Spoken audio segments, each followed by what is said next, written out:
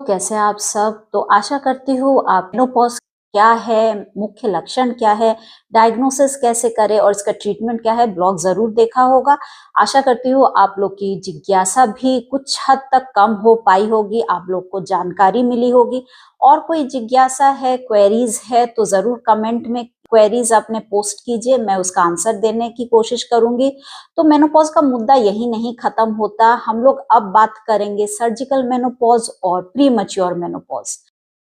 तो ये surgical menopause क्या है? तो देखिए जब हम लोग ओवरीज को अलग से ऑपरेशन करके हटा देते हैं शरीर से, तब हम लोग उसको सर्जिकल मेनोपॉज़ बोलते हैं। मेनोपॉज़ इसलिए क्योंकि ओवरीज ही एस्ट्रोजन, प्रोजेस्टेरोन सपोर्ट देते हैं बॉडी को, जिस वजह से पीरियड्स होते हैं। तो जब वो सपोर्ट ही हम लोग हटा देते हैं तो पीरियड्स नहीं होते, तो ये मेनोपॉज़ हो जाता है। किसी भी कारण मान लीजिए यूट्रस में ट्यूमर हो, ओवरीज में ट्यूमर हो या कहीं और ट्यूमर हो, वो मैलिग्नेंट सेल या ट्यूमर सेल्स ओवरीज में आ जा रही है तो उसको हटा देना बहुत जरूरी है, नहीं तो कैंसर पूरे शरीर में फैलने का खतरा रहता है। तो इसके बाद बात करते हैं एक बहुत ही खामोश मुद्दे पे जो बहुत ही खतरनाक है और लोग अभी भी इससे अनजान है, तो वो है प्री मैच्योर मेनोपॉज।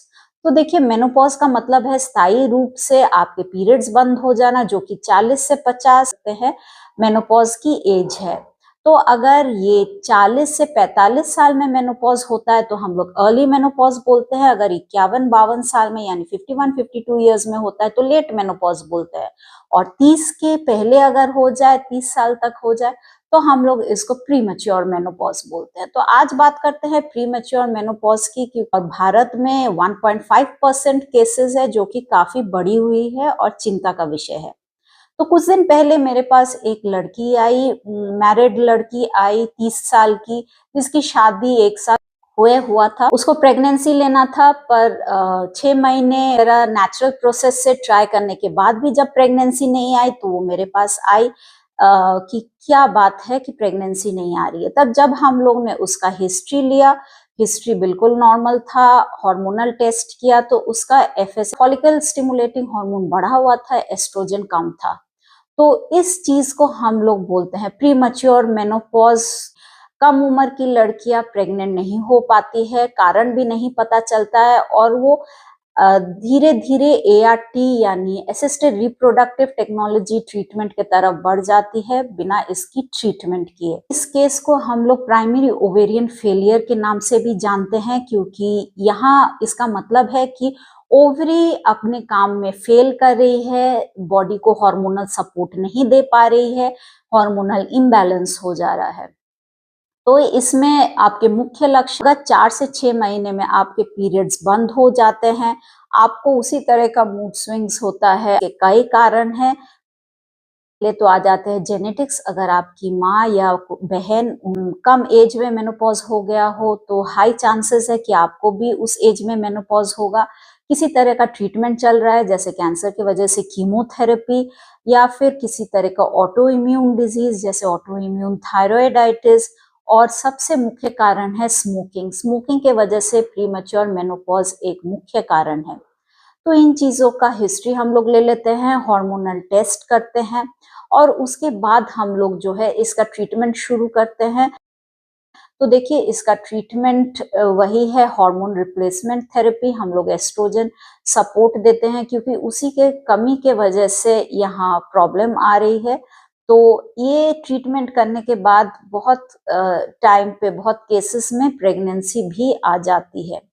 तो जब भी आपको इस तरह के मुख्य लक्षण दिखे तो आप अपने गायनेकोलॉजिस्ट को तुरंत कंसल्ट करें, इसको अनदेखा मत कीजिए। और पीरियड 4 से 6 महीना बंद होने के बाद भी मुख्य लक्षण है जो कि मेनोपॉज में मिलते हैं, जैसे आपके मूड स्विंग्स होना, वेट गेन होना, और उसके बाद सबसे बड़ी चीज आती है ब्रेन फॉग।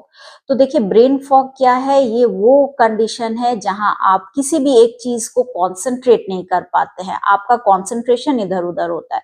तो ब्रेन फॉगिंग भी इसका मुख्य लक्षण है। और देखिए क्योंकि एस्ट्रोजन हम लोग के हड्डियों और हार्ट के लिए एक सुरक्षा कवच का काम करता है, तो एस्ट्रोजन की कमी हो जाना, कम लेवल में हो जाना, यानी हड्डियों और हार्ट की तरह तरह की बीमारी होती है, जैसे ऑस्टियोपोरोसिस, हार्ट डिजीजेस में हार्ट अटैक्स भी आ सकते हैं। तो इस चीज को अनदेखा मत कीजिए, हार्मोन रिप्लेसमेंट थेरेपी लीजिए और डॉक्टर के सलाह से। और जैसे वो बता रहे हैं, प्रेगनेंसी आने में हम लोग बहुत तरह का हार्मोनल सपोर्ट देते हैं, इंजेक्शंस वगैरह देते हैं।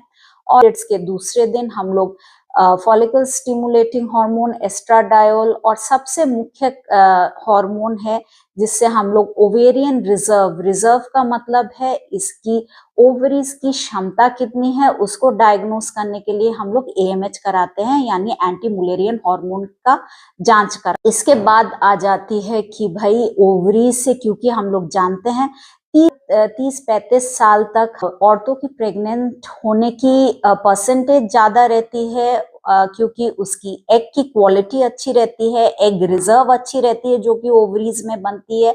इसके बाद धीरे धीरे एग की क्वालिटी और रिजर्व कम होने लगती है। तो हम लोग ओवरी का रिजर्व देखते हैं, हम लोग सेकेंड डे में एक यूएसजी करते हैं और देखते हैं उसमें फॉलिकल्स ठीक तरह से बन रही है कि नहीं, ये भी एक टेस्ट हम लोग कर लेते हैं। ये सारे टेस्ट करके हम लोग डिसाइड करते हैं कि ट्रीटमेंट क्या करना है। इसके साथ ही लाइफस्टाइल को आप लोग को चेंज करना होगा, high calcium vitamin D intake लेना होगा, कुछ वेट बेयरिंग एक्सरसाइजेस की। जिम जाने का टाइम नहीं है तो वॉक कीजिए, ब्रिस्क वॉकिंग कीजिए, या तो सुबह या शाम 40 मिनट ब्रिस्क वॉकिंग कीजिए। स्पाइसी, ऑयली या हाई कार्बोहाइड्रेट फूड्स बंद कीजिए। और सबसे बड़ी बात है, स्मोकिंग को बंद कीजिए, क्योंकि स्मोकिंग इसका एक मुख्य कारण है। तो ये रही प्री मैच्योर मेनोपॉज के ऊपर एक छोटा सा संक्षेप में ब्लॉग अच्छी लगे तो लाइक, फॉलो, शेयर जरूर कीजिए। और फिर मिलते हैं एक नए ब्लॉग में। कुछ कमेंट्स या क्वेरीज हो तो जरूर पोस्ट कीजिए, उनके आंसर मैं फिर देने की कोशिश करूंगी। तो फिर मिलते हैं एक नए ब्लॉग में। नमस्ते।